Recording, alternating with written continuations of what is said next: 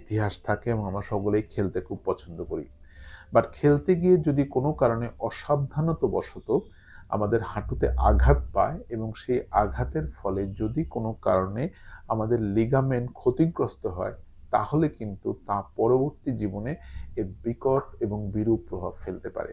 আমাদের চলার পথে এটাতে হাঁটু ঘুরে যেতে পারে, বাঁকা হতে পারে, ব্যথা হয়ে যেতে পারে। এমনকি আমাদের সাধারণ জীবনযাপনেও সেই প্রবলেমটা হয়। আমার সামনে এখন বসে আছে ফরহাদ হোসেন। ওর দেশের বাসা রংপুরে, 25 বছর। বেসিক্যালি ওর আমি অপারেশন করেছিলাম আজ থেকে 2 সপ্তাহ আগে। আজকে ১ম ধাপটা শেষ করলো। ওর ইতিহাসটা ছিল গত বছর সেপ্টেম্বরে, অর্থাৎ আজ থেকে প্রায় 6 মাস আগে ও খেলতে গিয়ে আঘাত পেয়েছিল এবং খুব ভালো ফুটবল খেলে। খেলতে গিয়ে আঘাত পাওয়ার ফলে পরবর্তীতে যেটা ওর প্রবলেম হচ্ছিল, ও হাঁটতে গেলে ওর হাঁটুটা ঘুরে যাচ্ছিল এবং ওর ব্যথা হচ্ছিল। তারপরে ও আমার কাছে যখন আসে আমি ওর পরীক্ষা-নিরীক্ষা করে দেখি ওর ACL-টা কমপ্লিটলি টিয়ার ছিল এবং মিডিয়াল মেনিসকাস একটু মেনিসকাস ইনজুরি ছিল। কিন্তু আমি অপারেশন তখন আমি দেখে সিদ্ধান্ত নিই এটা আসলে অপারেশনের রোগী ছিল। আমি পরবর্তী ওর সাথে আমার যে কথা বলে আমার সাথে অপারেশনের ব্যাপারে কনভিন্সড এবং আমি ওর অপারেশনটা করি। অপারেশন সময় আমি দেখতে পাই ACL-টা কমপ্লিটলি টিয়ার ছিল এবং ওর মিডিয়াল মেনিসকাস আসলে নন রিপেয়ারেবল টিয়ার ছিল। আমরা এখন মেনিসকাস রিপেয়ার করে দিই যদি রিপেয়ার করার মতো থাকে, কিন্তু ওটা আসলে খুব বাজেভাবে ছিঁড়ে গিয়েছিল জন্য এটা রিপেয়ার করা যায়নি। যাই হোক, কিন্তু মেনিসেক্টমি করার পরে মেনিসকাস আমরা ব্যালেন্সিং করে দিয়েছিলাম। এখন ও প্রথম ধাক্কা পার করেছে এবং উপরওয়ালার রহমতে ও কিন্তু এখন অনেক ভালো আছে। আজকে থেকে ওর দ্বিতীয় ধাপের ব্যায়াম শুরু হলো। আমি তো এতক্ষণ কথা বললাম, আমি আগে ওর কাছেই শুনি যে ফরহাদের কি হয়েছিল এবং এখন ও কেমন আছে। ফরহাদ বাবু, তুমি আমাকে বলো তো শোনা, তোমার কি হয়েছিল এবং এখন তুমি কেমন আছো? এখন আলহামদুলিল্লাহ ভালো আছি। আলহামদুলিল্লাহ। আমি ঘটনাটা কি হয়েছিল বাবা ঘটনাটা বলতো বাবা? হইতেছে গিয়ে আমি ফুটবল খেলতে গিয়ে কর্নার সাইডে বল টানতেছিলাম, হুম। খুব স্পিডে দৌড় দিছিলাম। এখন হুম। বিপক্ষ দলের ডিফেন্সে ও ধাম করে এসে আমার বাম পায়ে মাইর দিয়ে আমারে ফালাই দেয়। হুম। তারপরে আমি যখন পড়ে যাই, পরে যে মনে হয়েছিল যে কিছু একটা আওয়াজ হয়েছে। হুম। পরে যখন উঠে দাঁড়াই, পা যখন লাড়ালাড়ি করি, হুম। তখন দেখি যে বাড়ি খায়। ওকে।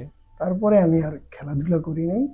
পরবর্তী তোমার কি প্রবলেম হচ্ছে? পরে যখন আমি ভাবলাম যে স্বাভাবিক হইতে, যে এমনিতেই যেরকম হয় সেরকম, পরে ওষুধপাতি খাওয়ার পরে ব্যথা কমছিল। তারপরে যখন দেখলাম যে না, আমার মস্কা কমছে, ভালো হয়েছে, কিন্তু আমি হাঁটতে পারতেছি না ভালো করে। যখন আমি হাঁটি, পাও মোচড় মারে আর উপরেরটা নিচেরটার সঙ্গে বাড়ি খাইতেছে। আচ্ছা, মানে তোমার হাঁটুটা ঘুরে যাবে বলে মনে হতো এইরকম। তোমার ব্যথা ছিল বাবা তখন? তখন হালকা ব্যথা ছিল। হালকা ব্যথা ছিল। তোমার পা কখনো লক হয়ে গিয়েছিল কোনো সময়, যে হাঁটতে গেলে হাঁটু আটকে যাচ্ছে? না, এরকম হয়নি।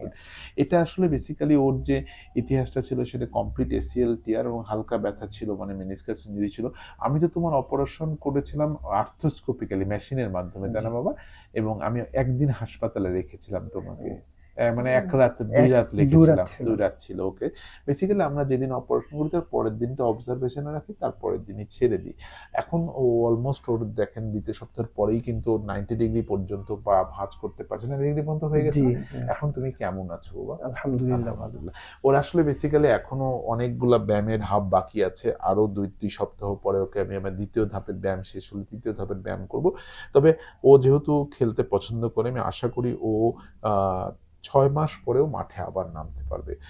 তবে একটা কথা আমি সবসময় বলি যে সব রোগীর অপারেশন লাগে না। তবে যার অপারেশন লাগবে তার কিন্তু একটু তাড়াতাড়ি করা উচিত।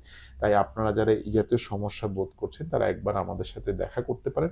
আমরা চেষ্টা করি সাধ্যমতো আমাদের যতটুকু ক্ষমতা আছে স্বল্প সময়ে স্বল্প খরচে সর্বোচ্চ সেবাটা দেওয়ার। আর আমরা চেষ্টা করি, মালিক উপরওয়ালা, তবে উপরওয়ালা এখনো আমাকে নিরাশ করেনি। তাই আমি আপনাদের পরামর্শ দিব, যারা এই জাতীয় সমস্যা বোধ করছেন একবার আমাদের পরামর্শ নিতে পারেন এবং আমরা আমাদের সাধ্যমতো চেষ্টা করব আপনাদের জন্য। সবাই ভালো থাকবেন। ধন্যবাদ।